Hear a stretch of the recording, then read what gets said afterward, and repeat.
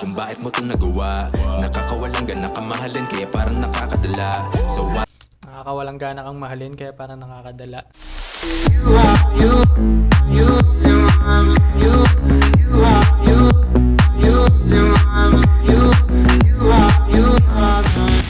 Welcome back mga kasaging at welcome sa mga bago pa lang dito sa channel. Click nyo na yung subscribe button para maging isa na kayo sa mga kasaging dahil nga saging lang ang may puso. For today's video, mag-react tayo sa kanta ng Almost na Sabi ng Sabi. So, kalalabas lang nila nito 3 days ago. So, ngayon mag-react tayo sa official music video niya. So, hashtag support OPM tayo. Hashtag banana reacts pa din. Kung di nyo pa napanood yung original music video or yung official music video, lalagay ko yung link sa baba. Panoorin nyo muna tapos bumalik kayo dito. So, na tayo magpaligoy-ligoy pa at simulan na natin to.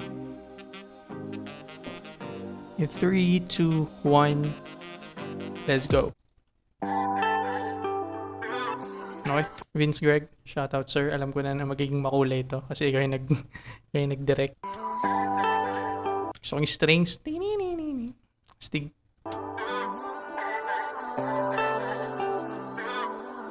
Woo! Ay, gusto ko yung gano'n. Yung nagsisimula siya ng runs agad si Jom. Stig.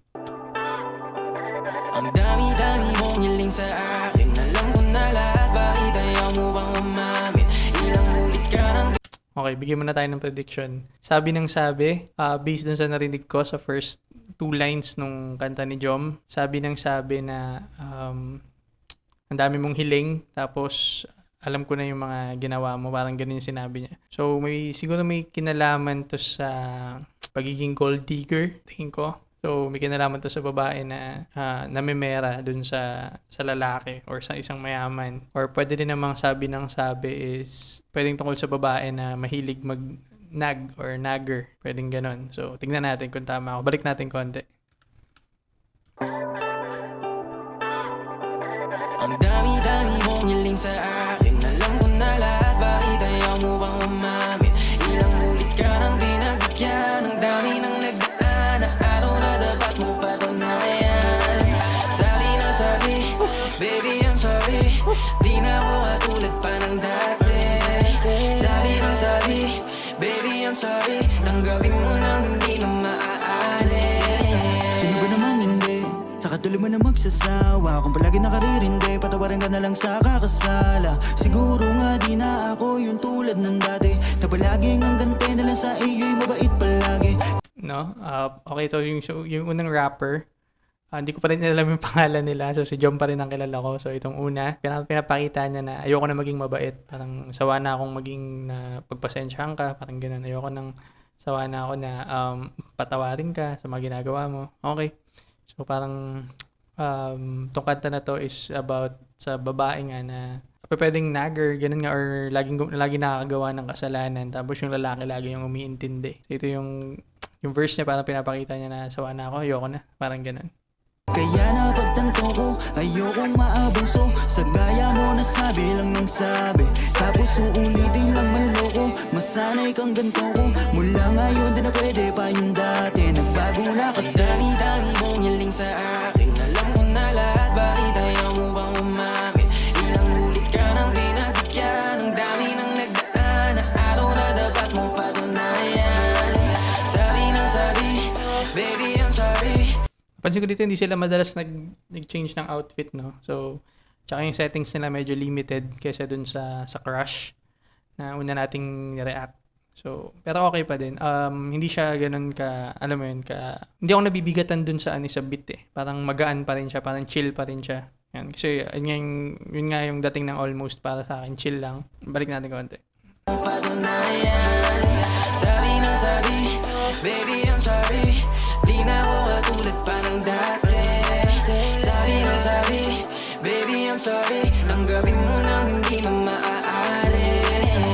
I used to love you, I used to hold you. We were so close to, now I can't trust you. Okay. Kasi si Jom, nag-start siya ng English na medyo rap, na flow, English flow na mabagal lang. I used to love you, I used to hold you, sabi niya. But now I can trust you. So may kinalaman naman sa tiwala. So gano'n naman talaga yung pagka, sabi ko nga nung mga nakaraan na videos, pag yung lalaki nga is natapakan yung pride or nasira yung tiwala, sobrang hirap na talagang ibalik. Takes time, takes certain effort na lang para maibalik yun. Tignan natin konti. I used to hold you, we were so close to. Now I can't trust you. Bakit ba kasi hindi mo magawang magbago? Ayoko ng ganyan kasi lagi kong nagtatago. You never claim that I'm the one for you. You feel ashamed whenever I'm with you. Kahit tama na napadami ka na sa'kin, hayaan na kita. Sabi niya, you feel ashamed every time I'm with you. So parang kinakahiya nga yung lalaki. So sa mga nakakaranas nung ganyan, no, yung parang kinakahiya ka nung girlfriend mo, pag-isipan nyo kasi nga, dapat hindi. Dapat hindi ka na dapat nga proud kay pagka boyfriend mo. Dapat pinagmamalaki mo siya. Kahit ano pa yan kasi pag nasa pag-ibig ka nga bulag ka eh. Dapat bulag ka. Dapat hindi mo nakikita yung mga flaws niya. Alam mo yun? Ganun yun eh pag nagmamahal ka. Pag nakikita mo yun at kinakahiya mo na siya, hindi na love para sa akin yun. Balik natin konti. One for you, you feel ashamed So yung boses niya. whenever I'm with you. Kahit tama na napadami ka na sa'kin, hayaan na kita.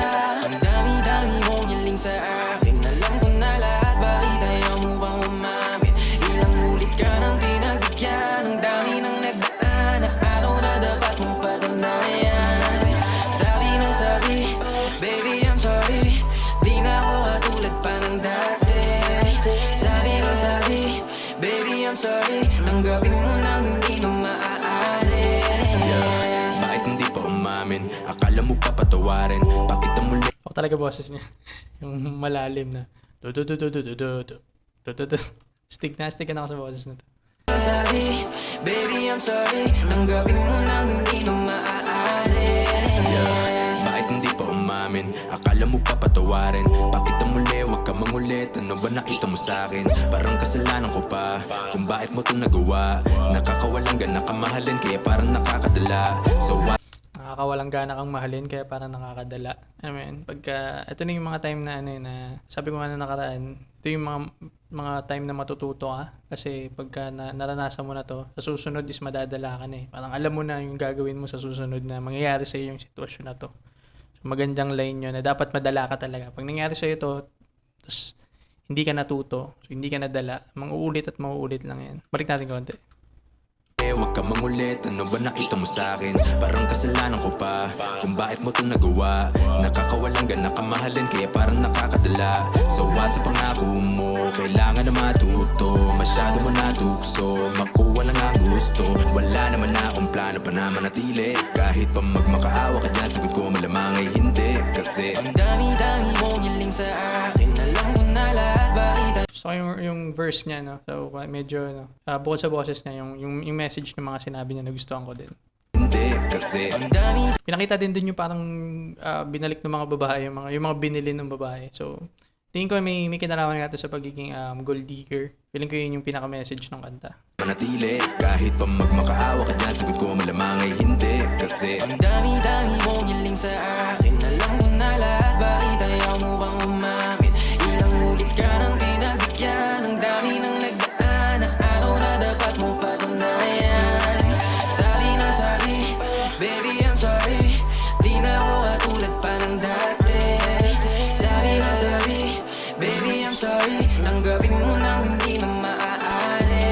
Kasi ngayon nagbago na, ayoko na kasi. Yung boses niya medyo halata yung pagka-edit, no? Yung minilagyan siya ng auto-tune yung boses nito, ng pang-apat na verse. So halata yung auto-tune dun sa boses. Pero okay ba din?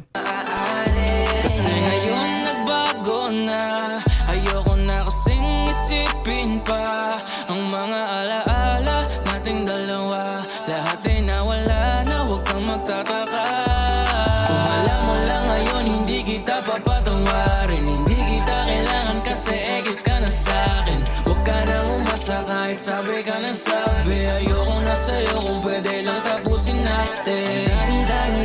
So ang kulit, no? Kasi yung music video, pinapakita doon na parang binibigyan niya ng cake. Pero yung verse na sinasabi niya is parang ayoko na, tapos na, ex na, wala ka na, ex ka na sa akin. Parang ganun. Pero doon sa music video, pinakita yung humingi pa siya ng tawad, tapos yung babae yung parang nagtaboy sa kanya. Okay. Nasabi ayoko na sa'yo kung pwede lang tapusin natin. Dahil mong hiling sa akin, alam ko na lahat, bakit ayaw mo bang umamin? Di na ako katulad pa ng dati. Sabi ng sabi, baby I'm sorry, tanggapin mo nang hindi na maaari.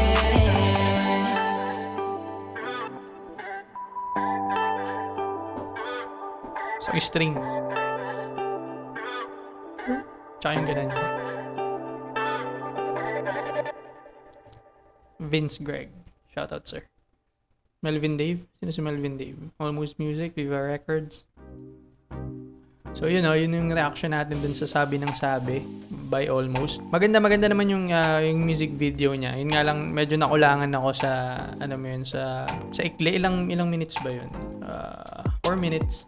4 minutes, pero parang feeling ko kulang eh. Parang masyado akong nasimplihan dun sa kanta. Yung message niya, okay naman. Para sa akin kung ilagay niyo sa comment section kung tama ako, about to sa gold digger or dun sa pang-aabuso ng babae sa lalaki. Kasi pinapakita dun sa kanta na parang ang mali lang yung babae.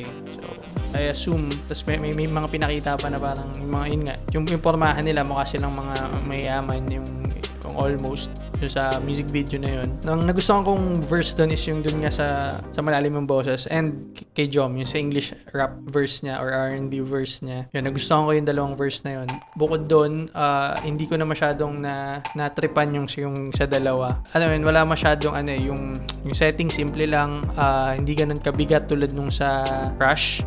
Kung napanood niyo yung Crush, gumawa tayo ng music video reaction nun. Kung mapapansin nyo doon yung mas ginastusan, mas makikita nyo yung creativity doon ni Vince Greg, pati yung pagpapalit nila ng settings, ng costume, ng outfits. So, yun yung parang complete package na yung sa Crush eh. So, dito parang simplihan lang. Yung beat hindi din naman ganun nagpapalit. Same lang. Hindi siya ganun kabigat. Ang dating sa akin is tamang chill lang na music. Yun. So, yung message nga ng kanta, pinapakita doon na hindi na parang nagsasawa na yung lalaki sa mga ginagawa ng babae. Ang tanong doon is, agree ba ako sa ganun? Agree ba ako na pagka may problema or nakikita mo na ganun is kailangan mo nang magsawa or paglalaban mo pa ba pagka nakikita mo na agrabyado ka na bilang lalaki sa isang babae? So, ang sagot dyan is, depende. Siyempre, laging depende yan. Depende kung paano ba nagsimula. Ganyan na ba simula pa lang? Pinili mo ba nung nakilala mo ba siya is ganyan na siya? Kung nakilala mo na siya at ganyan na siya at pinilit mo pa rin siyang ligawan or makuha, kasalanan mo na yun. Kasi dapat una pa lang nung nakita mo na ganyan na yung ugali niya, dapat hindi mo na tinuloy. Diba? Kung feeling mo na paglalaroan ka lang niya or gagamitin ka lang niya, sana hindi mo na tinuloy. Mararamdaman mo naman yun eh. Hindi porket maganda, hindi porket sexy, i-disregard mo na yung ugali. So, lagi nating unahin yung ugali bago sa lahat. Siguro dadating yung point na kailangan mo na siyang iwan kapag tanggap mo na sa sarili mo na ready ka ng, alam mo yun, mag-move forward, natuto ka na. Siguro yun yung time na tapusin mo na. Pero pag tatapusin mo dahil lang magpapabebe ka or manghingi ka na ng simpatsya para suyuin ka niya or alam mo yun, huwag mong gawin. Subukan mo na lang ipaglaban. Alam mo yun. Or subukan mo na lang baguhin habang kayo.